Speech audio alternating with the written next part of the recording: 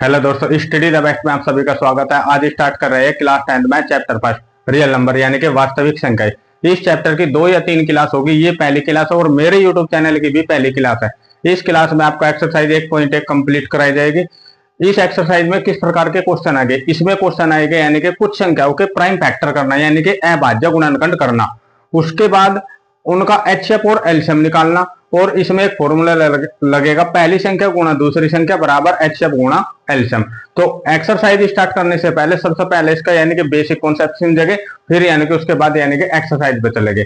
तो बेसिक में क्या समझना, सबसे पहले पढ़ेंगे यानी कि प्राइम नंबर यानी कि अभाज्य संख्या। तो प्राइम नंबर यानी कि अभाज्य संख्या। प्राइम नंबर क्या होती है? प्राइम नंबर होती है यानी कि जैसे 2, 3, 5, 7, 11, 13, 17, 19, 23, 29, इसी प्रकार 31, 37, 41, 43, 47। तो ये सभी क्या है हमारी यानी कि प्राइम नंबर है यानी कि अभाज्य संख्या। यदि हमें किसी संख्या के फैक्टर करने हो, टुकड़े करने हो, तो उनमें प्राइम नंबर का यूज किस प्रकार होगा। सपोज करो मैंने यहाँ पर लिया यानी कि 6। सबसे पहले इस 6 को यानी कि 2 से डिवाइड करो। तो 2 से डिवाइड करेंगे, 2 3 6, अब बचा 3, 3 एकम 3। तो 6 के फैक्टर रह गए यानी कि 2 और 3, 2 और 3। इसी प्रकार मैंने अगली संख्या ली यानी कि 35। तो यदि 35 को किससे डिवाइड करेंगे यानी कि 5 से, तो सबसे पहले 5 से डिवाइड करो, 5 7 35 और 7 एकम 7। तो 35 यानी कि 35 के फैक्टर आएंगे 5 और 7, 5 और 7। इसी प्रकार मैंने लिया यहाँ पे एक 143। यदि हम इस संख्या को डिवाइड करेंगे तो यह संख्या डिवाइड होगी यानी कि सबसे पहले 11 से यानी कि 11 से। 11 का पहाड़ा 14 पढ़ो, 11 एकम 11, 14 में से 11 गए कितने बचे, 3 उतार लिया, 3 का 13 हो गया, 11 3 35। अब कटेगा यानी कि 13 से, तो 13 एकम 13। तो इसी प्रकार यानी कि 143 के फैक्टर हो गए हमारे 11 और 13, 11 और 13। अब देखो यहाँ पे 6 के फैक्टर हुए 2 और 3, 35 के हुए 5 और 7, 143 के हुए 11 और 13। तो यानी कि 2 3 5 7 11 और 13 ये सभी क्या हमारे यानी कि प्राइम नंबर है, अभाज्य संख्या। तो इसका मतलब यह है कि यदि हमें किसी संख्या के फैक्टर करने हो तो उनमें यानी कि प्राइम नंबर का यूज होगा, यानी कि वे संख्या प्राइम नंबर से ही डिवाइड होगी, अन्य और किसी नंबर से डिवाइड नहीं होगी। 2, 3, 5 और 7 का नियम कहां पर अप्लाई होगा, सबसे पहले पढ़ेगा यानी कि 2 का नियम कहां पर अप्लाई होगा। यदि किसी संख्या का इकाई अंक यानी कि लास्ट डिजिट तो 0 या सम संख्या है, 0 या सम संख्या मतलब के इवन नंबर है, तो वह संख्या यानी कि 2 से डिवाइड होगी। सम संख्या क्या होता है, जैसे 2, 4, 6 और 8। यदि किसी संख्या का इकाई अंक 2, 4, 6 और 8 है तो वह संख्या यानी कि 2 से डिवाइड होगी। अब आ जाओ यानी कि 3 का नियम। तो 3 का नियम कहां पर अप्लाई होगा, यदि अंकों का योग 3 से कट जाए, जैसे कि सपोज करो मैंने लिया यहाँ पे 21, इसी प्रकार लिया यानी कि 51 और एक संख्या लिया यानी कि 27। यदि मैं इनके अंकों का योग करूं 2 और 1 3, क्या 3 3 से डिवाइड है, बिल्कुल। इसी प्रकार यदि मैं इनके अंकों का योग करूं 5 और 1 6, क्या 6 3 से डिवाइड है, बिल्कुल 6 3 से डिवाइड है। यदि मैं इसके अंकों का योग करूं 7 और 2 9, क्या 9 3 से डिवाइड है, बिल्कुल। यदि 3 3 से डिवाइड है, 6 6 से डिवाइड है, 9 9 से डिवाइड है, तो इसका मतलब है ये संख्या भी यानी कि 3 से डिवाइड होगी, राइट। अब आ जाओ यानी कि 5 का नियम। तो 5 का नियम कहां पर अप्लाई होगा, यदि किसी संख्या का इकाई अंक 0 या 5 है, यदि किसी संख्या का इकाई अंक 0 या 5 है तो वह संख्या यानी कि 5 से भाज्य होगी, यानी कि 5 से डिवाइड होगी। अब आ जाओ यानी कि हमें ऐसी संख्या का पता करना कि वह प्राइम नंबर है कि नहीं। यानी कि जैसे कि हमारी प्राइम नंबर है, तो प्राइम नंबर का मतलब है कि प्राइम नंबर अभाज्य संख्या तो प्राइम नंबर से ही डिवाइड होगी। जैसे कि यहाँ पर लिखा यानी कि 19 है तो 19 19 से ही डिवाइड होगा, 17 17 से डिवाइड होगा, 13 13 से डिवाइड होगा, 11 11 से डिवाइड होगा, 7 7 से डिवाइड होगा। तो कोई ऐसा बड़ा नंबर आ जाए तो उसका कैसे पता करें कि वह संख्या हमारी प्राइम नंबर है या नहीं। चलो सपोज करो यहाँ पर ले लिया मैंने 47 यानी कि 47। तो सबसे पहले क्या काम करेंगे, इसके नजदीक कोई यानी कि वर्गमूल संख्या देखो यानी कि परफेक्ट स्क्वायर नंबर देखो तो 47 के नजदीक है यानी कि 49 यानी कि 49। तो 49 किसका स्क्वायर है यानी कि 7 का स्क्वायर। तो 7 के स्क्वायर से पहले यानी कि प्राइम नंबर ज्ञात करो। तो 7 से पहला कौन है, एक तो 5 है, एक 3 है और एक 2 है। यदि 47 2 3 और 5 से डिवाइड हो जाए तो यह संख्या यानी कि प्राइम नंबर नहीं है, और यदि डिवाइड ना हो तो यह संख्या हमारी क्या हो जाएगी यानी कि प्राइम नंबर हो जाएगी। तो सबसे पहले 2 से डिवाइड करो, डिवाइड करेंगे 2 का नियम क्या हो, यदि अंकों का यदि इकाई अंक, अब 2 का नियम क्या है, यदि इकाई अंक 0 या सम संख्या है, 0 या सम संख्या है। अब देख लो क्या है यहाँ पे इकाई अंक 0 या सम संख्या है नहीं है, तो इसका मतलब है यह संख्या 2 से भाज्य नहीं होगी। अब आ जाओ यानी कि 3 का नियम। 3 का नियम कैसे अप्लाई होगा, अंकों का योग 3 से कट जाए। क्या अंकों का योग 7 और 4 11, क्या 11 3 से कटे, नहीं कटता, तो इसका मतलब है यह संख्या भी 3 से भाज्य नहीं होगी। अब आ जाओ यानी कि 5 का नियम। 5 का नियम कैसे अप्लाई होगा, यदि इकाई अंक, यदि संख्या का इकाई अंक 0 या 5 है, क्या 0 या 5 है, नहीं है, तो इसका मतलब है यह संख्या 5 से भाज्य भी नहीं होगी।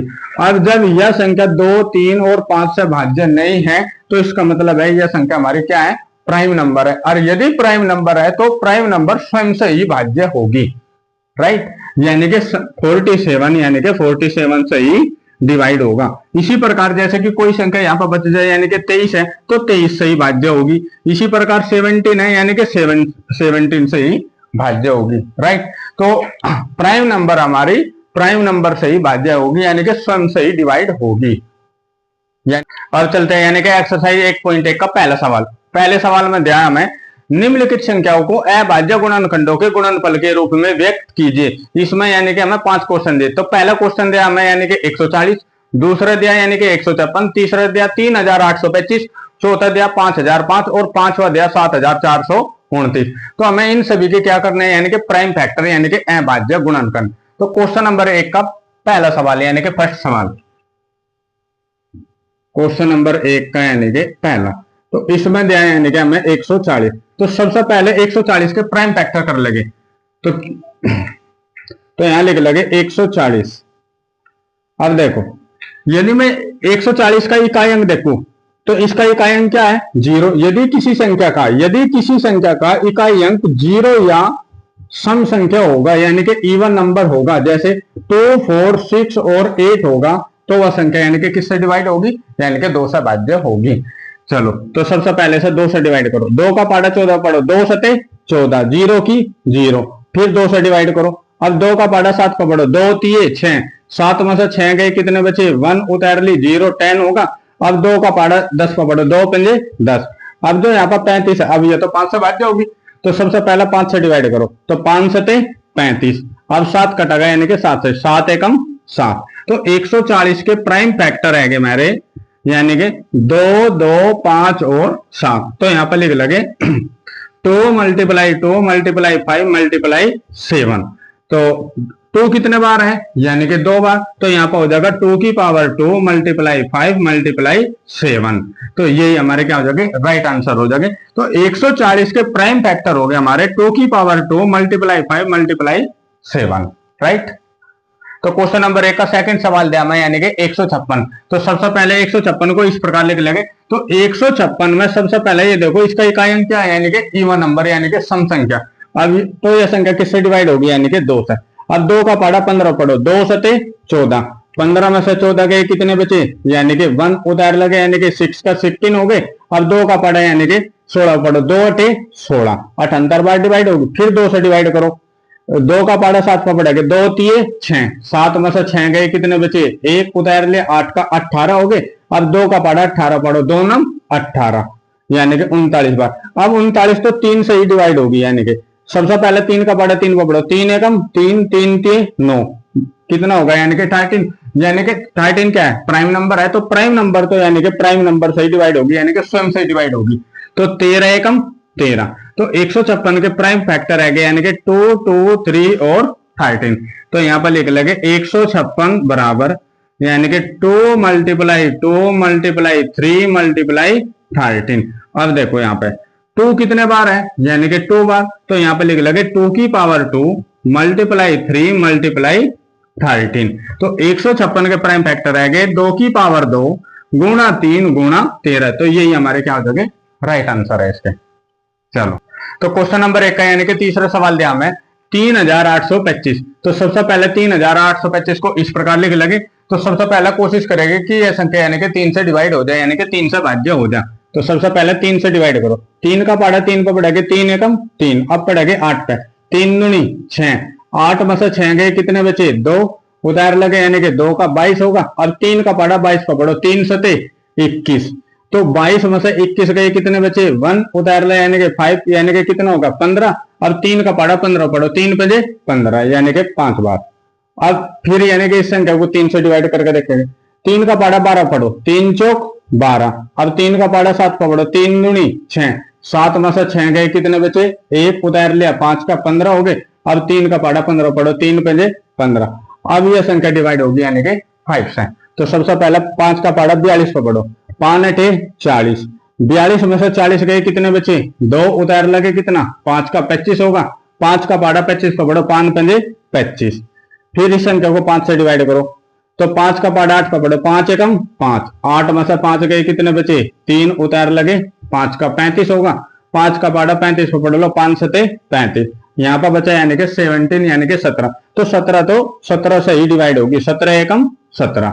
तो 3825 के प्राइम फैक्टर है हमारे 3, 3, 5, 5 और 17। तो यहां पर लिख लगे 3825। तो 3 गुणा 3 यानी कि 3 गुणा 3, 5 गुणा 5, 5 गुणा 5 गुणा 17। चलो, अब यहां पर देख लगे 3 कितने बार है 2 बार, तो 3 की पावर 2 मल्टीप्लाई 5 कितने बार है 2 बार, तो 5 की पावर 2 गुणा कितना होगा हमारा 17। तो 3825 के प्राइम फैक्टर है 3 की पावर 2 गुणा 5 की पावर 2 गुणा 17। तो यही हमारा क्या हो जाएगा, यानी कि राइट आंसर हो जाएगा। तो क्वेश्चन नंबर 1 का यानी कि फोर्थ सवाल में दिया हमें यानी कि 5005। तो 5005 के यानी कि हमें करना है प्राइम फैक्टर। तो इस संख्या का इकाई अंक कितना है हमारा, यानी कि 5। अब यह संख्या डिवाइड हो जाएगी यानी कि 5 से। तो 5 का पाड़ा 5 को पढ़ो, 5 एकम 5, 0 की 0, 0 की 0, 5 एकम 5। अब डिवाइड कर लगे यानी कि 7 से। अब 7 का पाड़ा यानी कि 10 का पढ़ो, 7 एकम 7, 10 में से 7 गए कितने बचे 3, उतार लगे यानी कि 0, 30 होगा। अब 7 का पाड़ा 30 का पढ़ो, 7 चौक 28, तो 30 में से 28 गए कितने बचे 2, उतार लगे 1 का 21 होगा। अब 7 का पाड़ा 21 का पढ़ो, 7 के 21। अब यह डिवाइड हो जाएगा यानी कि किससे 11 से। तो 11 एकम 11 का पाड़ा 14 पड़ा, 11 एकम 11, 14 में से 11 गए कितने बचे 3, उतार लगे कितना 3 का 33 होगा। 11 का पाड़ा 33 को पढ़ो, 11 3 33, तो डिवाइड हो गया यानी कि 13 बार। तो 13 हमारे क्या है प्राइम नंबर है, तो यह तो यानी कि स्वयं से ही डिवाइड होगी। तो 13 एकम 13। तो 5005 के प्राइम फैक्टर है 5, 7, 11 और 13। तो यहां पर लिख लगे 5005 बराबर 5 गुणा 7 गुणा 11 गुणा 13, 5 गुणा 7 गुणा 11 गुणा 13। तो ये हमारे क्या हो जाएंगे राइट आंसर हो जाएंगे। तो क्वेश्चन नंबर 1 का यानी कि आखिरी सवाल यानी कि 5वां सवाल, इसमें दे रखा है 7429। तो 7429 के यानी कि हमें प्राइम फैक्टर करने। तो सबसे पहले यदि मैं आपको बताऊं यह संख्या किससे भाज्य नहीं होगी, तो यह संख्या यानी कि 2, 3, 5, 7, 11 और 13 से भाज्य नहीं होगी। तो यह भाज्य होगी यानी कि 17, 19 और 23 है। तो सबसे पहले इसमें नियम लगाए गए यानी कि 17 का। तो सबसे पहले 17 का पाड़ा 74 पर पढ़ो, 17 चौका 68, तो 74 में से 68 गए कितने बचे यानी कि 6, उतार लगे कितना यानी कि 2 का 62 होगा। अब 17 का पाड़ा 62 को पढ़ो, 17 तिये 51, 17 तिये 51, तो 62 में से 51 गए कितने बचे यानी कि 11। अब उतार लगे यानी कि 9 का कितना होगा 119। अब 17 का पाड़ा 119 पर पढ़ो, 17 सत्ते 119। अब काट लगे यानी कि किससे 19 से। अब 19 का पाड़ा यानी कि 43 पर पढ़ो, 19 दूनी 38, तो 43 में से 38 गए कितने बचे यानी कि 5। अब उतार लगे यानी कि 7, 57 होगा। अब 19 दिए 57, 23 बार। अब तो 23 तो 23 से डिवाइड होगी, तो 23 एकम 23। 7429 के प्राइम फैक्टर आएंगे 17, 19 और 23। तो यहां पर लिख लगे हम 7429 बराबर 17 गुणा 19 गुणा 23 तो 1429 के प्राइम फैक्टर है 17 गुणा 19 गुणा 23। तो ये हमारे क्या है, बिल्कुल राइट आंसर है। अगला सवाल एक्सरसाइज 1.1 का क्वेश्चन नंबर सेकंड दिया में पूर्णांकों के निम्नलिखित युग्मों के एचएफ और एलसीएम ज्ञात कीजिए तथा इसकी जांच कीजिए कि दो संख्याओं का गुणनफल बराबर एचएफ गुणा एलसीएम है। इसमें हमें यानी कि 3 क्वेश्चन दिए। तो पहला क्वेश्चन दिया हमें 26 और 91, दूसरा दिया 510 और 92 और तीसरा सवाल दिया 336 और 54। तो क्वेश्चन नंबर 2 का यानी कि पहला सवाल दिया हमें 26 और 91। सबसे पहले इन दोनों संख्याओं के एचएफ और एलसीएम ज्ञात करेंगे, फिर उसके बाद यानी कि वेरीफाई यानी कि जांच करेंगे। जांच में क्या फॉर्मूला लगेगा, पहली संख्या गुणा दूसरी संख्या बराबर एचएफ गुणा एलसीएम। तो यहाँ पर पहली और दूसरी संख्या क्या है, जो यहाँ पे ये लिखी, तो यहाँ पे इसे मान लगे पहली संख्या ये हो जाएगी हमारी यानी कि दूसरी संख्या। तो यानी कि पहली संख्या बराबर यानी कि 26 और सेकंड संख्या हो जाएगी हमारी यानी कि 91। तो अब कर लगे यानी कि इन दोनों संख्याओं के यानी कि फैक्टर। तो यहाँ पर कर लगे यानी कि 26 के और यहाँ पर कर लगे यानी कि 91 के। तो सबसे पहले से 2 से डिवाइड कर लो, 2 का पाड़ा 2 का पढ़ो, 2 एकम 2 और 2 3 6। तो 13 तो 13 से डिवाइड होगी, 13 एकम 13। अब यहाँ पर आ गया यानी कि 91 किसकी टेबल में आ गए, 13 और 7 की, 13 सते 91। तो सबसे पहले 7 से डिवाइड कर लो, तो 7 एकम 7, 9 में से 7 गए कितने बचे, 2 उतार लिया, 1 का 21 होगा और 7 का पाड़ा 21 पर पढ़ो, 7 3 21, 13 बार कट। अब 13 तो 13 से डिवाइड होगा, 13 एकम 13। तो 26 के फैक्टर आएंगे 2 और 13, 91 क्या आएंगे 7 और 13। तो यहाँ पर लिख लगे 26 बराबर 2 और 13, 91 के फैक्टर आएंगे 7 और 13, 7 और 13। तो सबसे पहले इन दोनों संख्याओं के निकल लगे यानी कि एचएफ। तो यहाँ पर लिखेंगे एचएफ बराबर, तो एचएफ किस प्रकार निकालना, जो दोनों संख्याओं में कॉमन नंबर होगा, जो दोनों संख्याओं में कॉमन नंबर होगा वो हमारा यानी कि एचएफ होगा यानी कि मैस है। तो दोनों संख्याओं में कॉमन नंबर कितना है हमारा यानी कि 13। तो इन दोनों संख्याओं में से यानी कि 1 13, तो ये हो जाएगा हमारा यानी कि एचएफ। अब निकल लगे यानी कि एलसीएम। एलसीएम किस प्रकार निकालना, तो एलसीएम बराबर हो जाएगा, सबसे पहले देखो एलसीएम हमें निकालना, जो दोनों संख्याओं में कॉमन नंबर होगा उसमें से यानी कि एक बार। अब जो अन्य संख्या बची यानी कि यहाँ पे बचा 2 और 7, तो ये भी लेने हैं। तो यहाँ पर लेना है 2 और 7। अब इनके कर लगे यानी कि मल्टीप्लाई, तो 13 दूनी 26 गुणा यानी कि 7, 26 सत्ते कितना होगा यानी कि 182। तो 26 और 91 का एचएफ कितना आएगा हमारा 13, 26 और 91 का एलसीएम कितना आएगा यानी कि 182। अब इनके कर लगे यानी कि जांच यानी कि वेरीफाई। तो वेरीफाई में लिखा पहली संख्या गुणा दूसरी संख्या बराबर एचएफ गुणा एलसीएम। तो यहाँ पर पहली और दूसरी संख्या क्या है, पहली संख्या होगी 26, दूसरी संख्या होगी हमारी 91। तो यहाँ पर लिख लगे, तो पहली संख्या होगी 26 और दूसरी संख्या होगी हमारी यानी कि 91। अब इन दोनों संख्याओं के एचएफ कितना है, तो इन दोनों संख्याओं का एचएफ आया हमारा यानी कि 13 और एलसीएम कितना है हमारा, एलसीएम आया यानी कि 182। तो अब इन दोनों संख्याओं की गुणा यहाँ और इन दोनों संख्याओं की गुणा यहाँ, यदि ये आपस में बराबर हैं तो इन दोनों संख्याओं के जो एचएफ और एलसीएम है हमारे बिल्कुल राइट है। चलो सबसे पहले 26 का पाड़ा एक बार पढ़ो, 26 एकम 26, 26 का 6 का 80 लगे 2। अब 26 का पाड़ा 9 बार पढ़ो, 26 9 234, 234 में 2 जोड़ोगे यानी कि 236। तो यहाँ पे लिख देंगे 236। तो इन दोनों संख्याओं की मल्टीप्लाई आएगी 2366। अब 13 की मल्टीप्लाई यहाँ पर कर लो, 13 का पाड़ा 2 बार पढ़ो, 13 दूनी 26, 26 का 6 का 80 लगे 2। 13 का पाड़ा 8 बार पढ़ो, 13 8 104, 104 में 2 जोड़ोगे कितना आएगा 106, 106 का 6 हासिल लगे कितने 10। अब 13 का पाड़ा एक बार, 13 एकम 13, तो 13 में 10 जोड़ोगे कितना हो जाएगा यानी कि 23। तो इन दोनों संख्याओं की गुणा करके आएगा 2366 और इन दोनों संख्याओं के आएगा 2366। यदि ये आपस में बराबर हैं तो इन दोनों संख्याओं के एचएफ और जो एलसीएम है हमारे बिल्कुल राइट है।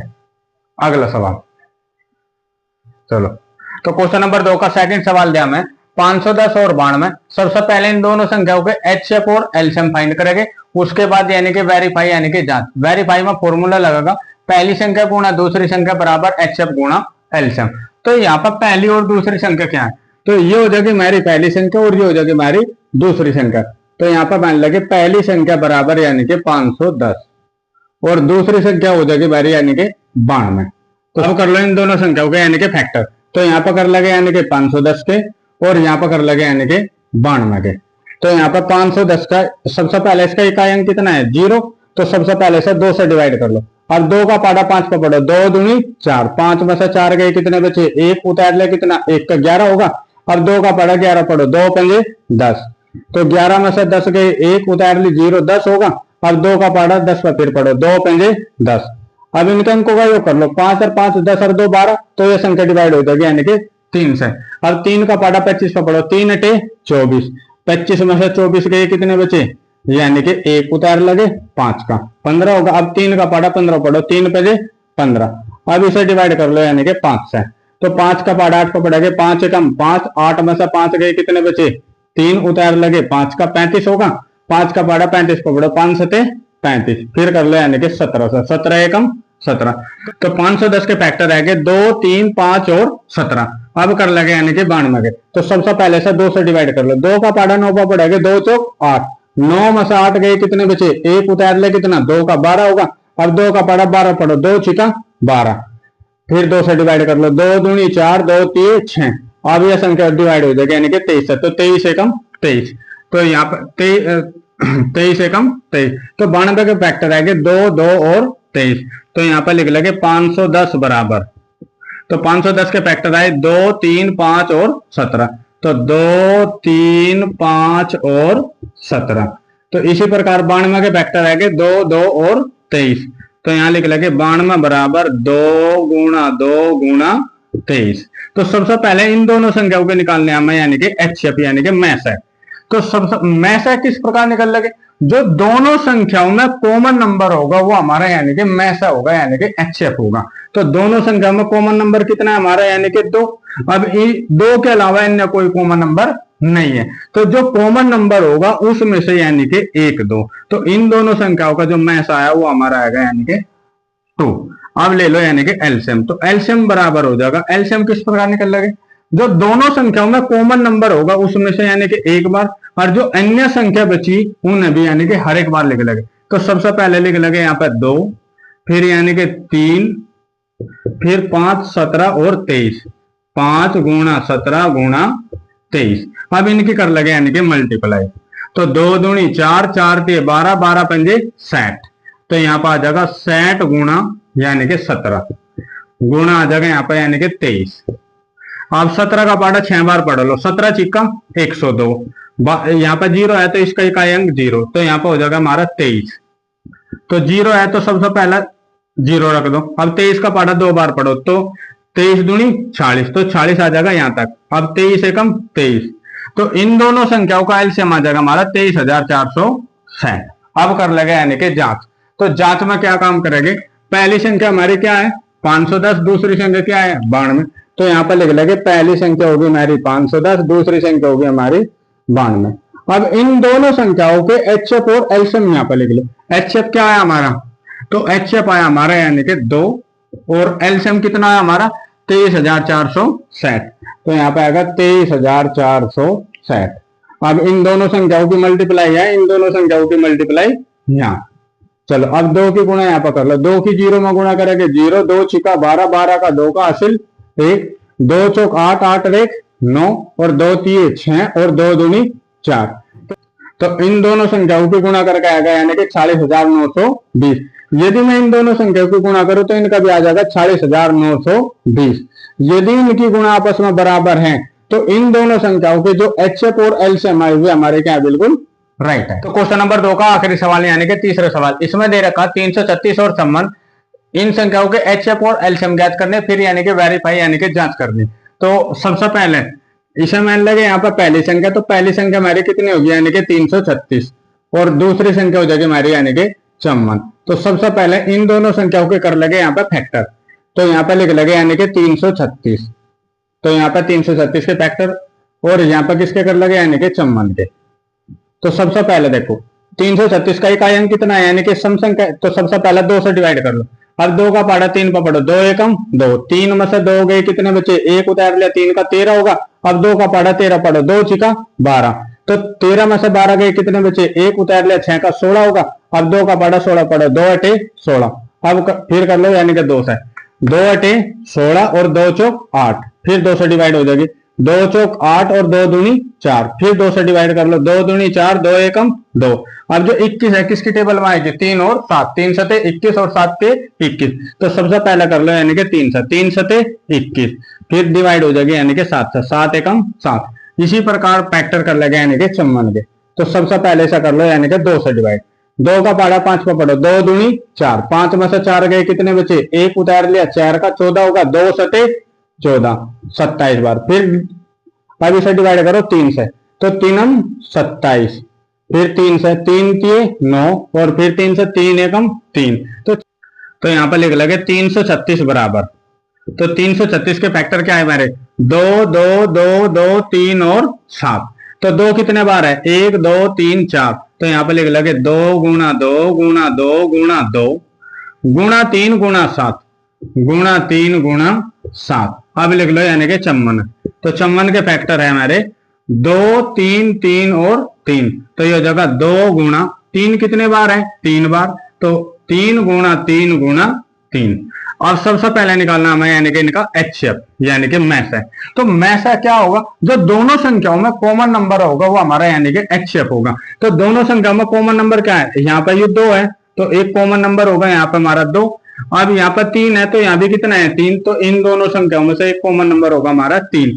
अब यहाँ पर 2 2 और 7 है तो नीचे 2 2 7 नहीं है, नीचे 3 3 है तो ऊपर 3 3 नहीं है। तो इसका मतलब है ये कॉमन नंबर भी नहीं है। तो सबसे पहले जो कॉमन नंबर है इन दोनों में से 1 2 और इन दोनों में से यानी कि 1 3। अब इनकी कर लो गुणा, 2 3 6। तो इन दोनों संख्याओं का यानी कि एचसीएफ आएगा हमारा यानी कि 6। अब कर लो यानी कि एलसीएम। तो एलसीएम किस प्रकार ज्ञात करेंगे, जो दोनों संख्याओं में कॉमन नंबर होगा सबसे पहले उनमें से एक बार। तो इन 2 में से 1 2, इन 3 में से 1 3। अब जो अन्य संख्या बची यहाँ पे उन्हें भी हर एक बार लिखेंगे। तो यहाँ पे 2 कितने बार है, 3 बार, 1 2 3। तो 1 2 और 3। अब लिख लो यहाँ पे 3 1 2। तो ये जगह 3 और 3 और गुणा आ जाएगा यानी कि 7। अब कर लगे इनकी मल्टीप्लाई। तो यहाँ पर हो जाएगा 2 3 6 6 दूनी 12 12 दूनी 24 24 दूनी 48 48 3 144।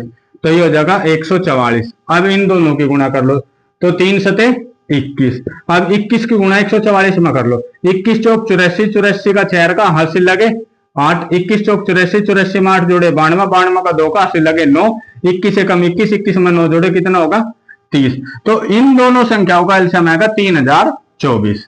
तो अब कर लगे यानी कि इसकी जांच। तो सबसे पहले यहाँ पे लिखो पहली और दूसरी संख्या। तो पहली संख्या क्या है हमारी 336 और दूसरी संख्या क्या है हमारी यानी कि 54। तो इन दोनों संख्याओं के एचसीएफ कितना है, इन दोनों संख्याओं का एचसीएफ आया हमारा यानी कि 6 और एलसीएम कितना है हमारा यानी कि 3024 3024।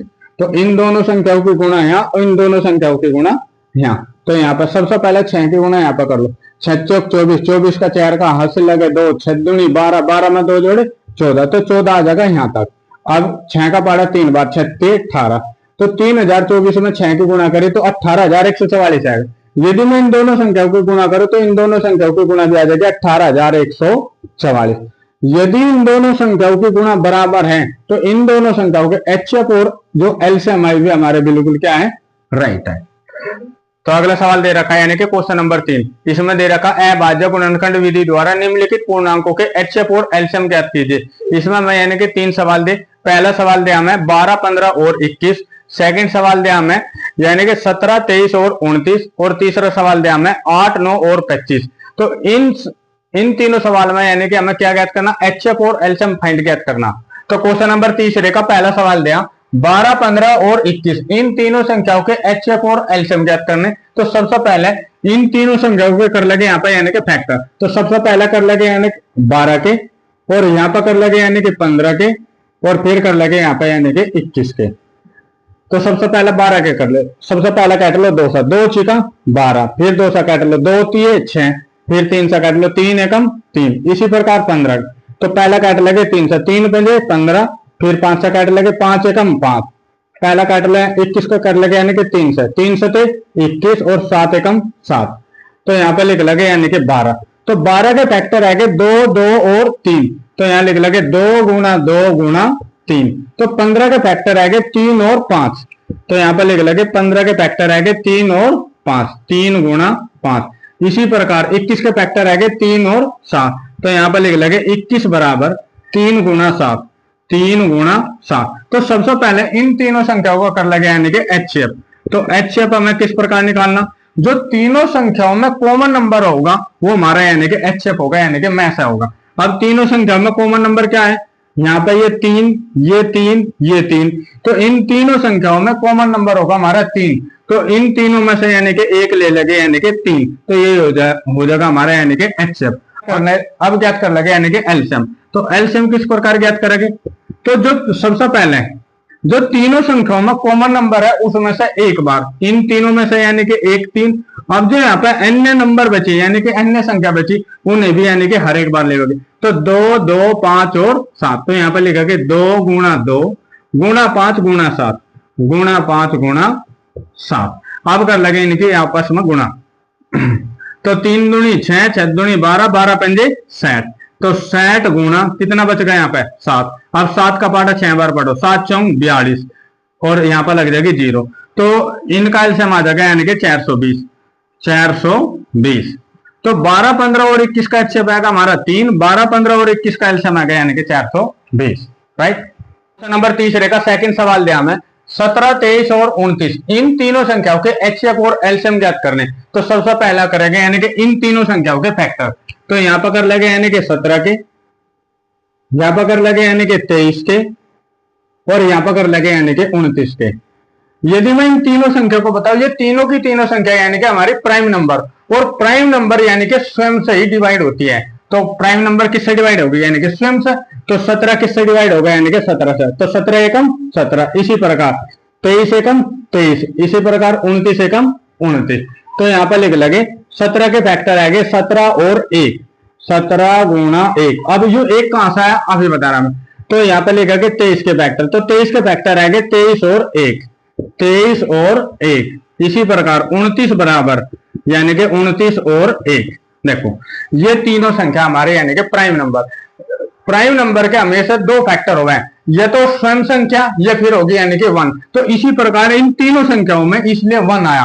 तो 17 के फैक्टर हो गए 17 और 1, इसी प्रकार 23 के हो गए 23 और 1, 29 के हो गए 29 और 1।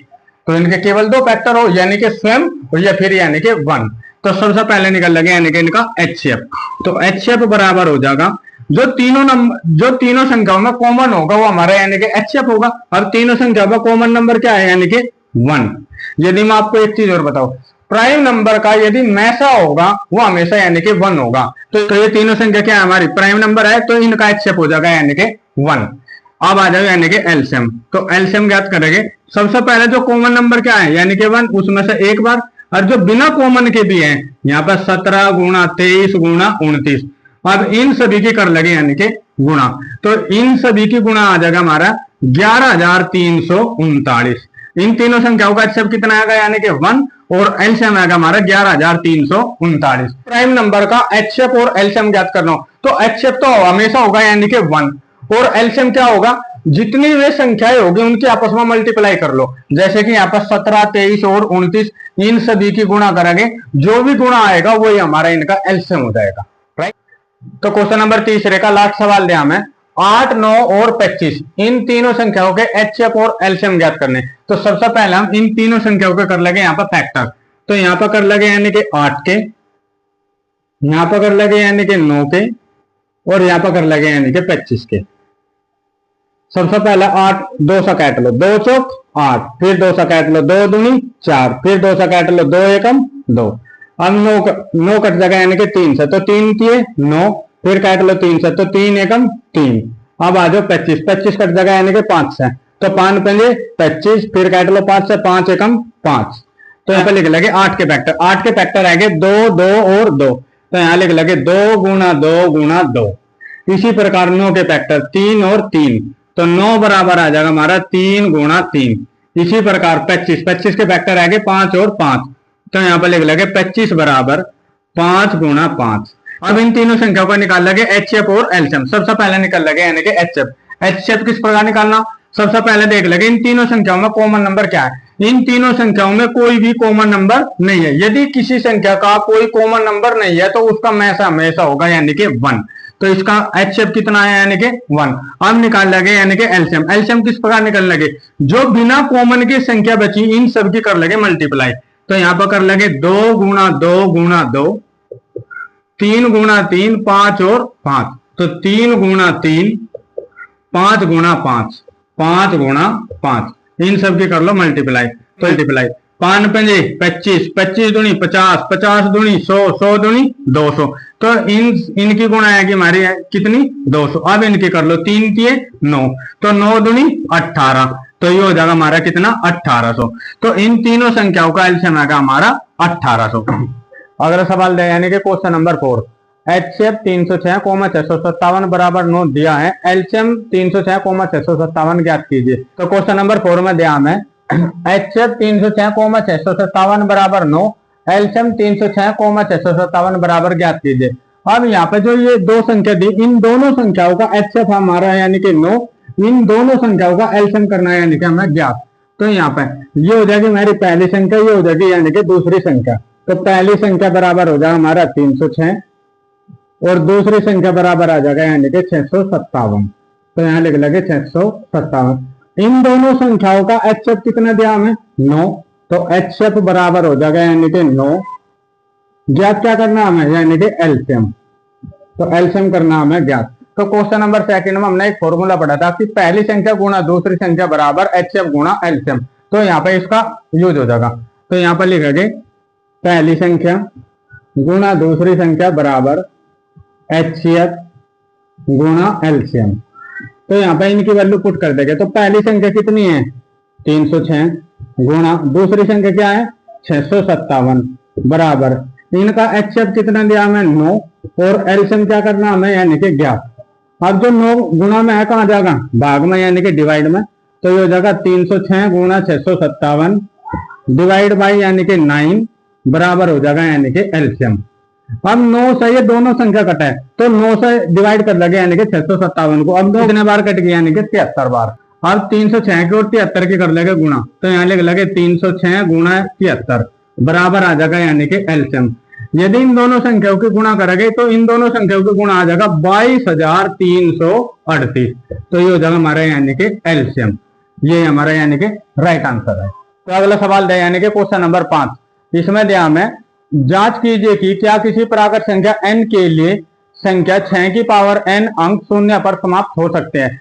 तो क्वेश्चन नंबर 5 में दिया हमें, सबसे पहले यहाँ पे हमने सवाल नोट कर लिया। तो सवाल में दिया 6 की पावर n बराबर 0 अंक शून्य पर समाप्त हो सकती है जहां n एक प्राकृत संख्या है। तो प्राकृत संख्या होती है हमारी नेचुरल नंबर यानी कि गिनती वाली संख्या है।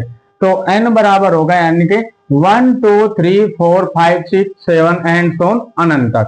तो देखो सवाल को करने से पहले सबसे पहले इसका यानी कि थोड़ा बेसिक कॉन्सेप्ट समझेंगे फिर यानी कि सवाल समझेंगे। तो सवाल में क्या दिया हमें कि 6 की पावर n क्या शून्य पे समाप्त हो सकती है। अब देखो यदि मैं यहाँ पे लिखूं 6 की पावर n, तो 6 की पावर n क्या शून्य पे समाप्त हो सकते हैं। तो यहाँ पे n क्या हमारी यानी कि प्राकृत संख्या यानी कि नेचुरल नंबर।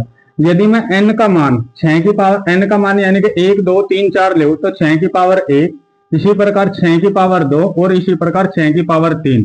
तो सबसे पहले यदि 6 की पावर 1 करेंगे तो 6 की पावर यानी कि 6 का वर्ग कितना होगा 36, इसी प्रकार 6 का वर्ग कितना होगा 216। तो इनके इकाई अंक देखो, इसका इकाई अंक कितना है 6, इसका भी कितना है 6, तो इसका भी कितना है 6। तो इसका मतलब है इनके इकाई अंक शून्य नहीं है। और देखो किसी संख्या का इकाई अंक शून्य कब होगा, यदि किसी संख्या का इकाई अंक 0 है और उसकी पावर यानी कि नेचुरल नंबर है तो उसका इकाई अंक भी शून्य होगा। जैसे यदि मैं किसी संख्या का इकाई अंक 0 ले, जैसे कि यहाँ पर लिया मैंने 10 की पावर यानी कि n, इसी प्रकार ले यहाँ पर मैंने 20 की पावर n। ये n क्या है हमारी नेचुरल नंबर। तो सबसे पहले लिख लो 10 की पावर 1, इसी प्रकार लिख लो 20 की पावर 1। यदि 10 की पावर 1 इसका मान कितना होगा 10, इसी प्रकार 20 की पावर 1 कितना होगा 20। तो इन दोनों संख्याओं के इकाई अंक कितने हैं हमारे यानी कि 0। तो यदि किसी संख्या का इकाई अंक 0 है तो उसमें 2 और 5 जरूर है। जैसे कि 10 के फैक्टर करेंगे यानी कि 2 पंजे 10, तो 10 में क्या मिला कि 2 और 5। इसी प्रकार यदि मैं 20 के फैक्टर करूं तो 20 के फैक्टर हो जाएंगे 4 पंजे 20, 5 तो मिलेगा। अब 4 के फैक्टर कर लो, 2 दूनी 4 और यहाँ पर कितना है 5। तो इसमें भी 2 और 5 है। यदि किसी संख्या का इकाई अंक 0 है तो उसमें 2 और 5 जरूर है। तो अब 2 और 5 किसका कार्य करे? 2 और 5 0 बनाने का कार्य करे। यदि किसी संख्या में 2 और 5 है, यदि किसी के फैक्टर 2 और 5 है तो इसका इकाई अंक भी यानी कि 0 होगा, और यदि 2 और 5 नहीं है तो उसका इकाई अंक 0 नहीं होगा। अब कर लो यानी कि इसी प्रकार कर लो यहाँ पे 6 के फैक्टर। तो 6 के फैक्टर कर लगे यहाँ पे 2, पहले 2 से काट लगे 2 3 6, फिर 3 एकम 3, तो 6 के फैक्टर आ गए मेरे 2 और 3 यानी कि 2 गुना 3। अब देख लो इस 6 में देख लो 2 और 3 है, क्या 2 और 5 है? 2 और 5 नहीं है। तो यहाँ पे लेके 6 के फैक्टर कितने आ गए मेरे? 2 और 3। तो 2 और 3 की पावर कितनी होगी? 6। बराबर नहीं है किसके? 2 और 5 के। इस 6 में 2 तो है लेकिन 5 नहीं है। हमारे फैक्टर क्या होने चाहते? यानी कि 2 और 5 के रूप के। तो यहाँ पे क्या मिला? 2 तो मिला लेकिन 5 नहीं मिला। तो इसका मतलब यह है कि 6 की पावर n बराबर 0 पर समाप्त नहीं हो सकती। इसका मतलब है बराबर इसलिए काट दिया कि 6 की पावर n 0 पर समाप्त नहीं हो सकती। तो अगला एग्जांपल एक और इसी प्रकार का ले लिया हमने कि 15 की पावर n क्या 0 पर समाप्त हो सकते हैं। सबसे पहले यहाँ पर 15 के फैक्टर कर लगे, तो 15 के फैक्टर आ जाएंगे यानी कि 3 गुना 5। इसकी पावर क्या है? n, तो इसकी पावर हो जाएगी n बराबर नहीं है किसके? 2 गुना 5 के। देखो 15 के फैक्टर में 3 और 5 है लेकिन 2 और 5 नहीं है, इसमें 5 तो है लेकिन 2 नहीं है। तो इसका मतलब यह है कि 15 की पावर n 0 पर समाप्त नहीं हो सकती। ये देखो 0 पर समाप्त कौन सी संख्या होगी? यदि किसी के फैक्टर 2 और 5 के रूप के होंगे तो वह संख्या 0 पर समाप्त होगी, अन्यथा वह संख्या 0 पर समाप्त नहीं होगी। राइट। तो अगला नेक्स्ट सवाल दे यानी कि क्वेश्चन नंबर 6। तो इसमें दिया 7 गुणा 11 गुणा 13 जमा 13 और 7 गुणा 6 गुणा 5 गुणा 4 गुणा 3 गुणा 2 गुणा 1 प्लस 5 भाज्य संख्या क्यों है।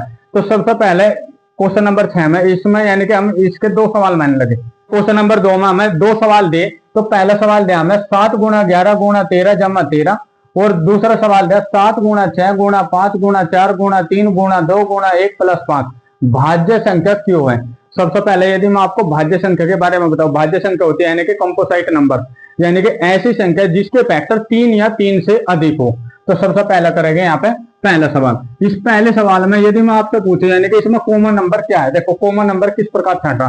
यदि मैं यहाँ पर कोई एग्जाम्पल लूं कि a गुना b प्लस के कितना b, यदि मैं इन दोनों में पूछी कि कॉमन नंबर क्या है, देखो कॉमन नंबर वो होगा जो दोनों संख्याओं में सेम नंबर होगा। सेम नंबर क्या है यहाँ पे? b।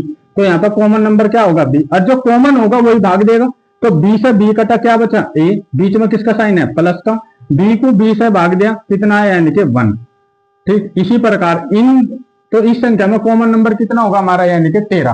तो इस संख्या में कॉमन नंबर क्या होगा हमारा? यानी कि 13। तो सबसे पहले यहाँ पर कॉमन नंबर ले लगे यहाँ पर 13, और जो कॉमन नंबर हमारा 13 है इसी से देवगे भाग, इसे भी भाग देवगे और इसे भी। तो 13 से 13 कटा क्या बचा? 7 गुणा 11। तो यहाँ लिखेंगे 7 गुणा 11, बीच में किसका साइन है? प्लस का। अब 13 को 13 से भाग देवगे कितना होगा? यानी कि 1। जब सेम संख्या को सेम संख्या से भाग देगा हमेशा आवा यानी कि 1। तो यहाँ पे लिखा गया यानी कि 13, इन दोनों की गुणा करो, 11 सते 77 प्लस का कितना आ गया? यानी कि 1। तो यहाँ लिख लगे 13 गुणा 77 में 1 जोड़ा 78।